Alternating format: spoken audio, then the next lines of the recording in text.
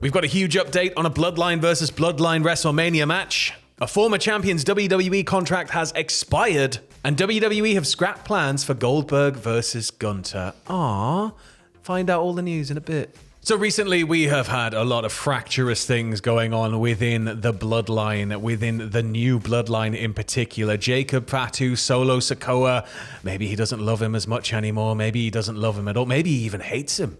But maybe. Potentially, there was a lot of rumbling that there was going to be a Mania match between the two.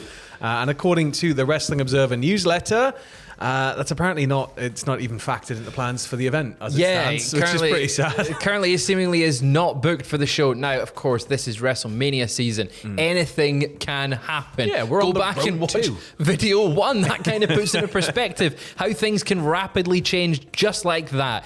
But right now, it looks like the match, although it's being teased on TV, we've seen it being teased, doesn't look like it's going to happen. It might just be something they're holding close to their chest, or when you say, well, obviously it's WrestleMania season, anything can happen, it's the Bloodline as well. Yeah, and obviously we've heard for the entire duration of this story, we haven't even got started yet. There's a whole plan. There's all this crazy stuff going on.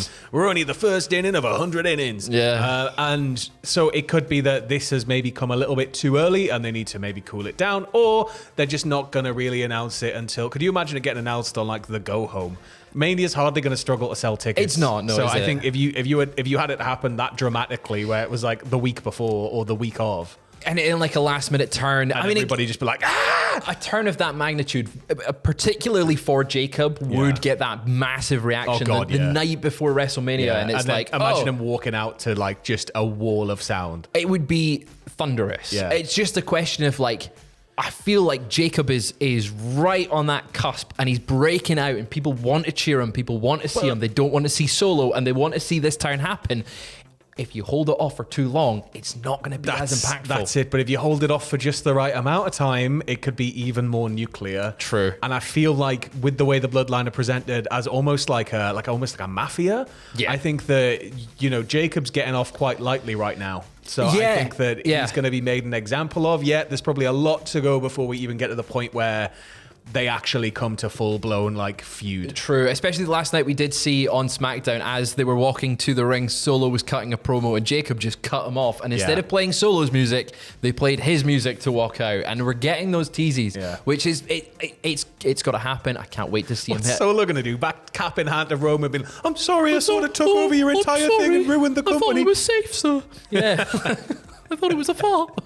But yeah, I think that it's something I wouldn't be surprised if we do see it added to the card. But again, they could, as long as they pull the trigger at the right point, we could see something good down the line as well. WWE have also announced that Hall of Famer Mike Tyson was going to be a special guest at WWE World in Las Vegas on Sunday, April 20th. Yeah. So if you are attending WWE World, formerly Access, you will be able to meet Mike Tyson. Just be ready to queue. I wonder, he's going to have queues out the door. It's Mike Tyson, but I wonder if this means he's going to be on TV and making an appearance. If they've announced him for the show. They like to at least wheel as many people out as they can now and put them in the front row, even former WWE stars. So having Mike Tyson involved, even in the kind of Tyson Fury Cardiff way, not American Pie, but having him sat front row and like he could, get involved in a very small moment. No, I want to see him sing American Pie at the end of WrestleMania. John Cena has just lost to Cody Rhodes in the main event, and he sings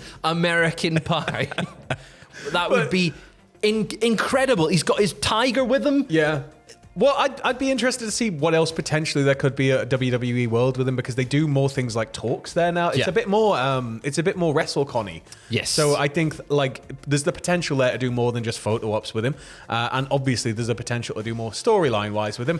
Even if it is storyline though, I would like it to just be like somebody's being a heel at ringside and he just quickly jumps the rail and punches somebody out. Yeah. It could be Logan Paul. Punches Solo. It's going to be Logan Paul, isn't it? It's going to be WrestleMania. Paul's going to get in and he's going to Oh, that makes complete sense. Yeah. WrestleMania, it's Logan Paul, Mike Tyson in a little segment. There you go. That's the prediction. There was another interesting thing people had noticed about WWE this week, in that WWE have sort of, when it comes to NXT premium live events, the brain slug slipped out of place Asterisk, there. Premium live events, they're sort of dropping the NXT branding around it, aren't they? Yeah, so this has been going back for like till October, really, is kind of when they subtly started changing how they were marketing NXT premium live events, and they've got these special shows. It used to be like, for example, I mean, the image behind us, Roadblock, it used to be NXT Roadblock. It's now saying WWE Roadblock. This, according to Fightful Select, is purely a marketing decision, and they feel that WWE or NXT will fare better and have more viewership under a WWE branding if you promote it as a WWE event rather than an NXT event. It's very smart from them because... Look, if it's on Netflix, people are just going to see WWE. Well, that's it. My brother is more likely to watch a WWE branded event than an NXT branded event. He's maybe seen 1 or 2 NXT matches because he doesn't really watch regularly anymore. Yeah. But like, if he didn't know what NXT was, he'd just go, "Oh, it's different wrestling," and then just click on the WWE stuff. So I think that, yeah, in terms of that, we all know it's NXT. There's wheels of wrestling fandom. Yeah. You're going to watch the show and there's going to be NXT all over it. But I think if it's just the marketing materials, it makes perfect sense. And also in the sense of like, they want to position this as the third brand. Again, they want to make it more than just developmental, especially when you've got Evolve, you've got Level Up, you've got the WWE ID stuff going on as well. It feels, and you've got the partnership with TNA. It's going head to head with AEW at a more kind of close level than maybe Raw is. Yeah, so you've got like all of this sort of groundswell of WWE wanting this to be a bigger thing. Why wouldn't you market it as equal to the other 2 brands with the WWE name? Because we're wrestling fans and we don't like change, Fraser. That's why. But talking about over-the-top delivery service for your wrestling goodness. Moving to the other side of the fence here, this one concerns AEW's pay-per-view catalog and HBO Max. Or now it's just Max. Just Max. But according to PW Insider, AEW's entire pay-per-view catalog is finally going to be uploaded to Max on March 1st, which is going to include every event between 2020 and 2024 for on-demand viewing. Their tape library, which included every episode of Dynamite, Collision, and Rampage, is expected to be uploaded in batches at a later date. Yes. So this is probably, again, just pure manpower. It takes a long time to upload that amount of content. You've got to verify all of the uploads after they've been uploaded, make sure nothing's gone wrong when they've been transcoded, anything like that. So you're going to have teams of people having to just watch all of the stuff. And it'll be terabytes upon terabytes of footage. It is, 5-6 years almost of content. And then the weeklies is, no wonder that's going to be batches, because, I mean, it's just you're multiplying it by just a lot. A lot. But it's very exciting to see that they're finally getting put onto Max. I feel like this is like exactly what they need to breach that new audience that is on there that maybe is not really... It's maybe watching weekly and watching along live, but if you're a new fan, you want to go, oh, what happened back then? That's how I got into wrestling when I was younger was, oh, I've got this now, I can watch this. What happened before? And I feel like Max is going to do that the same way Netflix has done that for WWE. So it's great to see that AEW is getting on Max. But what would happen if you were a fan of Ricky Starks? Unfortunately, I'd have to go and watch all his back catalogue on Max and then watch him on Netflix going forward on NXT. Well, concerning Ricky Stark's departure from, he said from TNA there. From TNA, from AEW there. As per the Wrestling Observer newsletter, Tony Khan was under the impression that Ricky Starks wanted to leave due to Cody Rhodes and their close relationship. We knew that they were quite close outside of the ring, they're friends. He had obviously been spotted at WWE events and it all became kind of, traitor, because that's how we are now. We can't just all get along. It's sort of no surprise there, but at the same time, it's probably no surprise to Tony either that, come on, he was really good friends with him. He wanted to be with Cody. And obviously this has come late on, but we've known for a while that Ricky Starks likely wanted to leave. Now Ricky Saints. Tony was under that impression, but it's just now this information that it's seemingly directly related to the fact that he's very close with Cody. Cody's in WWE. Well, when Cody loses his soul, he can be the one that challenges The Rock for it back. Rock Jr. And then he doesn't turn face and Cody becomes his servant. Yeah. Sam, you need to be fantasy booking. I'm worried about the fantasy booking of this last story. It's like the reverse pallbearer Ted DiBiase. Like Rock is bearer and then Starks or Saints can be DiBiase. You've got this all mapped out on TEW, don't you? I do. I really do. But we've got a very interesting story here concerning an absent WWE star that a lot of people are still very up in the air about. Yeah, so Carmela has been absent from WWE programming for 2 years now. March 2023 was her last appearance. Obviously, she's been away for maternity leave and she suffered a foot injury. I think she revealed that she was suffering from drop foot. But her contract with WWE, according to Fightful Select and PWN, has expired. So she is no longer with the company. It's been a while since we have seen her. We've not had any updates on a possible return from her. Yeah. And it looks like, and it's pure speculation from my part, it's going to be another Becky Lynch situation where they go, yep, you're out of contract, go and take however long you need, because clearly she needs a little bit more time. But when she wants to come back, it probably will end up back. They'd be mad to not throw everything at Carmela together to re-sign. She's an immensely popular star. I think when she returns, it's going to be huge. Yeah. I can't believe that it's been 12 years she's been with the company. That right. for me has just made me go, oh god damn, I'm getting so old. It's so strange to think it's like over a decade. Yeah.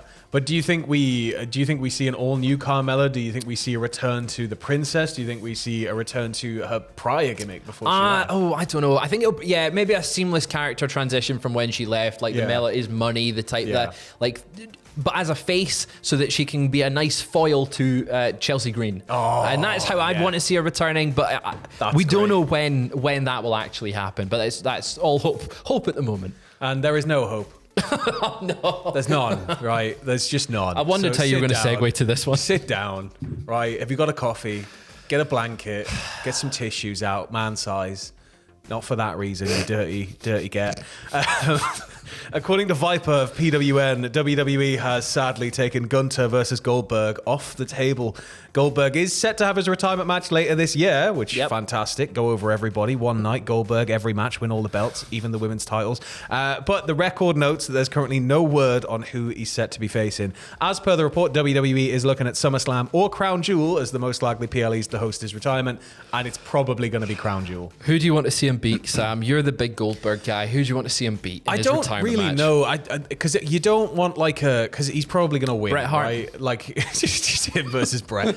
He's gonna have to work with a younger talent, I feel. So somebody like Bron Breakker would be interesting to me. Okay, if Bron Breakker is the guy to retire Goldberg, it kind of makes him like that next big power guy, right? He's already the next big power guy, but it sort of cements his legacy as like he retired. I can get behind that, but oh no. I do see him, they could potentially go legend versus legend route, specifically if it's in Saudi. You can see him up against a name from a similar era.